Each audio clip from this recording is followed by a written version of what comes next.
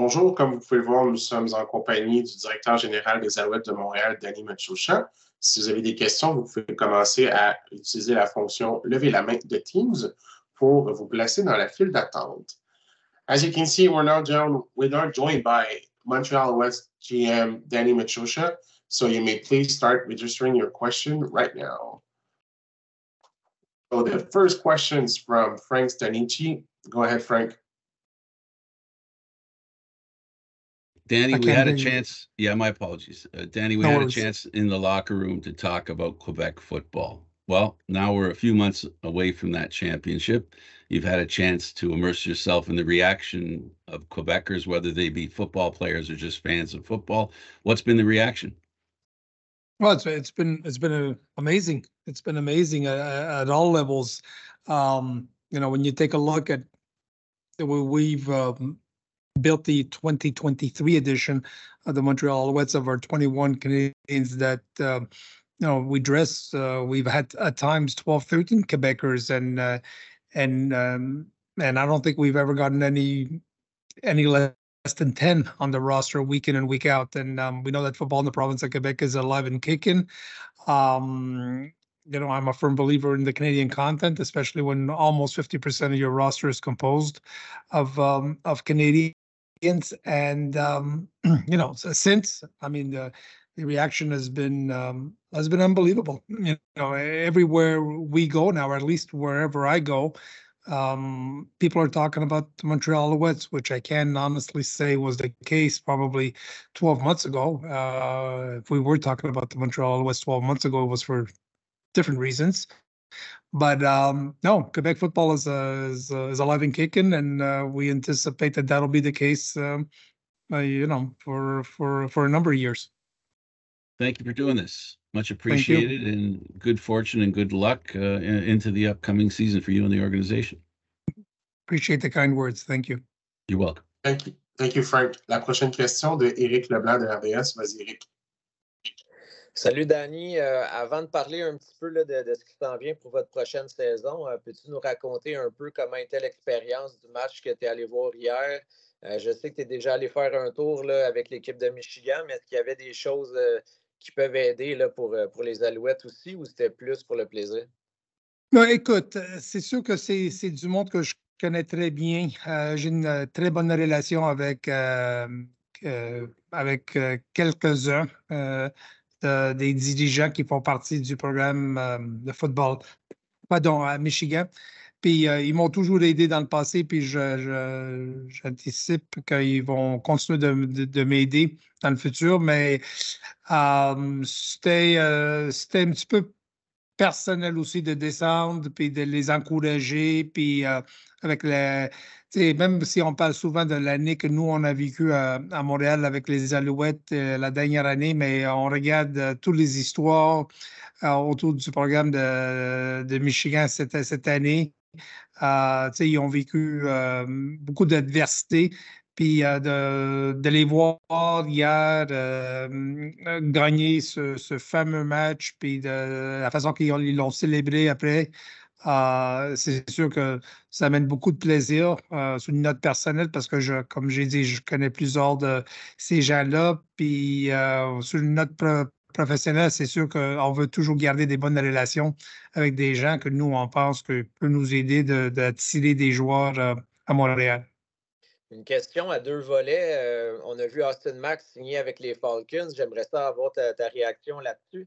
Puis dans un deuxième côté, là, est-ce que tu prévois que peut-être d'autres joueurs pourraient quitter? Puis est-ce que ça pourrait peut-être même faire plus mal encore? Parce que des receveurs, il y en a quand même beaucoup, là. Mais si tu perdais un joueur comme Lowell Uguak ou peut-être Reggie Stubblefield?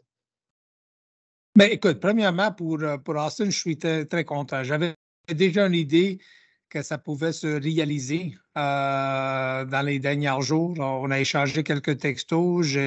J'étais au courant de qu'est-ce qui se passait à Atlanta. Puis c'est sûr qu'eux, il y avait des questions concernant l'entraîneur en chef. Ils ont fait des changements les derniers jours. Alors, on ne savait pas s'ils étaient prêts de l'exécuter ce contrat-là, de le garder puis de l'amener, je devrais dire, à Atlanta, mais je savais qu'avec la saison qu'il a eue, puis il est encore assez jeune, que probablement une deuxième opportunité pouvait se présenter. Puis j'ai dit, écoute, si tu trouves une équipe qui sont prêts où tu sens qu'il veut t'avoir dans l'alignement, mais là, il faut que tu te donnes l'opportunité avec tous les avantages que tu as aux États-Unis, puis dans une équipe de la Ligue nationale. Alors, là, nous sommes très contents pour Austin. C'est une grande fierté aussi pour les Alouettes de Montréal. Puis, est-ce qu'il va y en avoir d'autres? Je ne le sais pas. On va voir dans les prochains jours. Mais je sais qu'il y en a quelques-uns qui ont eu des essais avec des équipes de la Ligue nationale, mais je n'ai pas de nouvelles de vous donner de vous donner aujourd'hui parce que, comme je dit, à date, c'est seulement Mac qui s'est fait offrir un contrat avec, je pense qu'avec un boni assez intéressant. Est-ce que ça ferait mal de perdre un gars comme Uguak si ça se concrétise? Bien, c'est sûr que ça fait mal parce que c'est un choix de dépêchage, mais écoute, on connaît les défis qu'on a chaque fois que on a du succès sur le terrain, mais il va y avoir du monde qui vont bénéficier. Puis si jamais Lowell a une opportunité de prendre avantage, mais c'est sûr qu'on va lui souhaiter bonne chance, comme on l'a fait à Austin Mac. Mais je répète, Eric, à date, aujourd'hui, je n'ai pas de nouvelles encore concernant ce dossier. Merci. Merci, Eric. Next question is from Justin Dunn. Please go ahead, Justin. Hey, Danny, how was the national championship last night? It was great. I mean, what an ambiance. I mean, the place was rocking, and I mean, you couldn't find an empty seat. And listen, I mean, you had about 73,000 people on their feet throughout about 3 hours worth. And I mean, it was nothing short of outstanding. It was a great experience, and I'm glad I got an opportunity to live it. Did Tom Gamble help you out with some of that gear? Yeah, Tom and I are relatively close. I mean, we speak quite often, and I always say that Tom's an extension of my family. So we got like I said, we have a particular relationship. And to answer your question, he did help me out with some of the gear. Yes. Is Michigan and kind of what you did at Montreal with the Carabin and now with Montreal a similar style, like a really physical, tough, stingy defense and an offense that, I think you did have some playmakers this year, so I don't want to understate those guys, but kind of this similar blueprint that you're using with the Alouettes, would it be similar to Michigan and the Carabin? Well, I don't know. We've never talked about blueprint with Michigan or with the Carabin, but there are some similarities. I know exactly where you're coming from, just with the question, but it's all about line of scrimmage play. We're a firm believer of line of scrimmage play, and obviously play well on defense. I'm a firm believer that when you get deep into the season and you get into postseason play, your defense is going to have to step up, is going to have to make some plays, is going to have to create some turnovers, give your offense a short field to deal with. And then, like I said, you got to win the battle of the line of scrimmage. So for the most part, when you take a look at the success of the three programs this year, I would think that all three would say the same. Line of scrimmage play and good old-fashioned defense probably won those three championships. Did you foresee Austin Mack signing with an NFL team, in this case the Falcons? Yeah, no, I saw this one coming just because I know that he had worked out with them. I know that there were other scheduled workouts that I had given my consent to other teams, and that never materialized. So I figured there was something brewing with Atlanta, and it came to fruition here the last few days. And he reached out. So he spoke to Coach Moss about it. We went back and forth a couple of times, and this is just too good of an opportunity for him to turn down. Austin told me that before signing with Atlanta, there had been negotiations about extending him. And I'm curious from the standpoint of, you not just saying, hey, play out the last year of your CFL, quote, rookie contract, but wanting to extend him for longer and give him a pay raise? Why was that your approach? Well, I mean, I've probably got 1,200 good reasons in a championship to do it. I mean, I just look at things a little bit differently, and I'm not saying the way I do things or the way we do things is right, but why have someone play out their last year of a contract if you feel strongly that they can be part of the fabric or part of the foundation and the nucleus that you're trying to build or put together, and you feel like you can get an extended run with them? And more importantly, Justin, if you got the cap space, why wait? So that's why I approached him with it, and that's why I've approached a few others, including guys like Philpott. I mean, if you feel strongly about them, why have them play it out?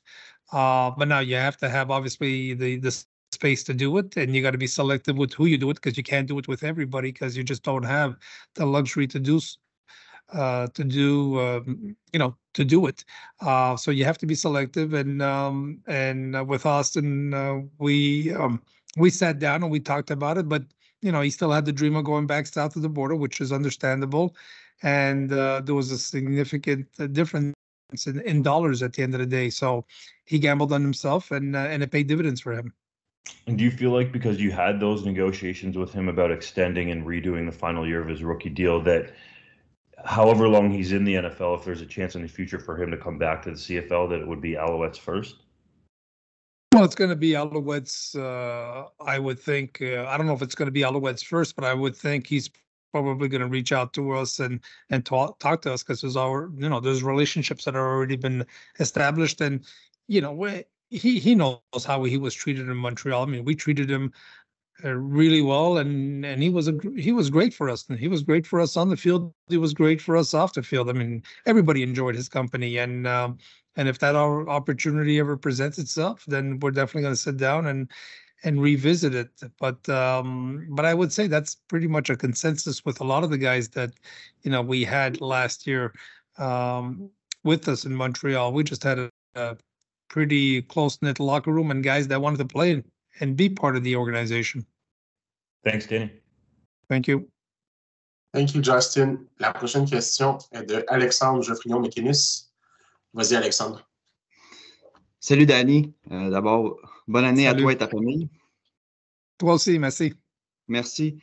Écoute, hier, on a parlé à Jason, entre autres, de la position des demi-offensifs. On sait qu'Antoine, Fletcher, Standback pourraient devenir joueurs autonomes d'ici quelques semaines. J'aimerais savoir, moi, ton point de vue. Est-ce qu'il y en a un de ces trois-là, par exemple, qui est plus près d'une entente avec les Alouettes, avec toi? À quoi ça ressemble au niveau des négociations avec eux, là?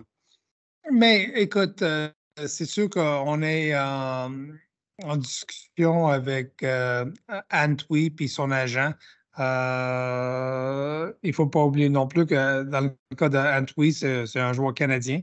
Puis j'ai pas besoin de te dire jusqu'à quel point que les joueurs canadiens sont très importants pour quand tu es en train de mettre en place un roster, parce que presque 50% de ton roster est composé par tes Canadiens. Alors, c'est sûr qu'on a eu des échanges avec son agent, puis écoute, je ne sais pas où ça s'en va, mais on n'est pas si loin. Alors, on verra qu'est-ce que ça va nous amener là, dans les prochains jours. Alors, je souhaite qu'il soit de retour. Puis je pense qu'Antwi va être de retour aussi, comme les deux autres aimeraient être de retour, que ce soit Fletcher ou Standback. La question va être la suivante.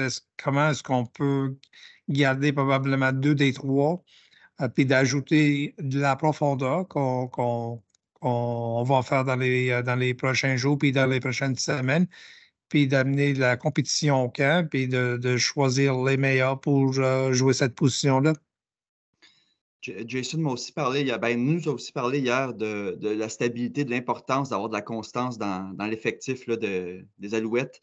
J'aimerais savoir si toi et lui avez identifié d'autres positions où vous comptez peut-être faire des emplettes, aller chercher des joueurs pour renforcer, peut-être bonifier un peu votre équipe, là. Écoute, quand tu regardes notre équipe pour l'édition 2024 des Alouettes de Montréal, Alexandre, la période des joueurs autonomes, je pense que je l'ai adressé moi-même dans le mois de décembre avec nos effectifs. Parce que quand je regarde le 2023, c'était une saison basée sur puis un championnat basé sur la culture. Qu'est-ce qu'on a mis en place? Alors, on voulait garder cette culture, ce noyau, ces joueurs qui l'ont vécu, qu'on connaît, puis de les garder dans l'entourage des Alouettes. Là, dans la période qui s'en vient, le 13 février, est-ce qu'on va être actif, beaucoup moins actif que l'année passée, parce que l'année passée, on va se dire les vraies choses, on n'avait pas de joueurs. Mais on va trouver quelques effectifs qui fit, qui nous, on pense que on peut les ajouter à cette culture qu'on a déjà en place. Puis après, il nous reste le repêchage, puis les joueurs que nous, on va identifier. On est partout là aux États-Unis. On était à Dallas. On quitte bientôt pour aller en Floride. On a des pisteurs partout, puis on va aller chercher des joueurs que nous, on a déjà identifiés, puis essayer de les convaincre de venir à Montréal. Alors, je pense que on a une fondation déjà en place, établie. Là, il faut ajouter des effectifs qui, nous, on pense qu'il peut être un bon fit pour l'organisation puis l'édition 2024 des Alouettes. Parfait. Merci beaucoup, Danny. Merci. Merci, Alexandre. Next questions from JC. Next and last questions from JC Abbott. Please go ahead, JC. Hey, Danny, I know you just touched on this in French, but for the sake of me not translating, William Stanback, where you stand with him in terms of his future with the club and contract negotiation? Well, I mean, the tailback situation obviously is one that, Jason and I are going to sit down here over the next little while. We've already started to discuss it internally, and we're going to have to make some decisions. So whether it's Stanback, whether it's Atwee, whether it's Fletcher, we're going to have to make some decisions because realistically, we can't make them all fit just because the cap won't permit you to do so. So these are conversations that are going to take place. I've had conversations with Stanback. I've had conversations with, Fletcher and Antwi and their respective representatives. And it's just a question of doing what we deem is best for the organization moving forward. So I don't know if we're slow playing it. I think what we're doing is that we're sitting down and we're trying to critique it as best as we possibly can. And we're trying to figure out what direction we want to go with the 2024 edition of the Montreal Alouettes. So these discussions are still ongoing, and knowing full well that a decision needs to be rendered, but we're still in the process of discussing it. Now, you say you can't bring them all back. Are you thinking it's going to be two of them, a combination of, or just one? Like, what is the roster structure look like there? Well, ideally, you'd like to bring two back. Obviously, you'd like to bring one, but at least two back, and you'd like to bring some depth at training camp and create a competitive environment at that position and see how it all unfolds. No different than what we did last year with the receiving core. I'll give you an example. You just bring guys that you identify south of the border, bring them in and give them an opportunity. They got 3 weeks of training camp, a couple of preseason games, and you see how it all unfolds. How would you compare the skill sets of those two guys, Fletcher and Stanback, in terms of what they would bring as a starting tailback? Well, I mean, Stanback is the kind of back that's going to wear you down. He's going to get you those tough yards. He should be able to convert, 2nd and 2 or, 3rd and goal from the 1 or 2. And, he'll try to wear you down with every single carry as the game goes along. I think Fletcher's got some home run ability. I mean, he can turn a 4 or 5 yard catch, or if he turns the corner, he can pretty much, go to distance. So he's got some home run ability. They're different backs. But they're both productive with their respective styles. It's just a question of what you're looking for and who is going to complement them too on your roster. So those are some of the discussions that we're having. One of the most pleasant surprises, I guess you would say, of your team's Grey Cup run was the emergence of James Letcher in the return game. But you still have Chandler Worthy under contract for next season, and you make a pretty significant financial investment in him. I wonder do you see those two guys being able to coexist on your roster? Well, as we speak, yes. But again, we'll see how that one unfolds also. But as we speak, I would say we feel like we can. But these again, we're just at the start of January. We've had so much to deal with here after the Grey Cup, so we haven't really had extensive conversations with our coaching staff and trying to project what we're gonna look like here in 2024. But both of those guys are pretty dynamic. They can definitely change the course of a football game with their the way they can return the ball, but they can also contribute on the offensive side of the ball as receivers. So it's going to be interesting to see how it all unfolds here over the next little while. If they're both back, do you expect one or the other taking a larger role on offense? Yeah, I would say so. They would have to, especially if they're both on the roster. You just can't have primarily two returners.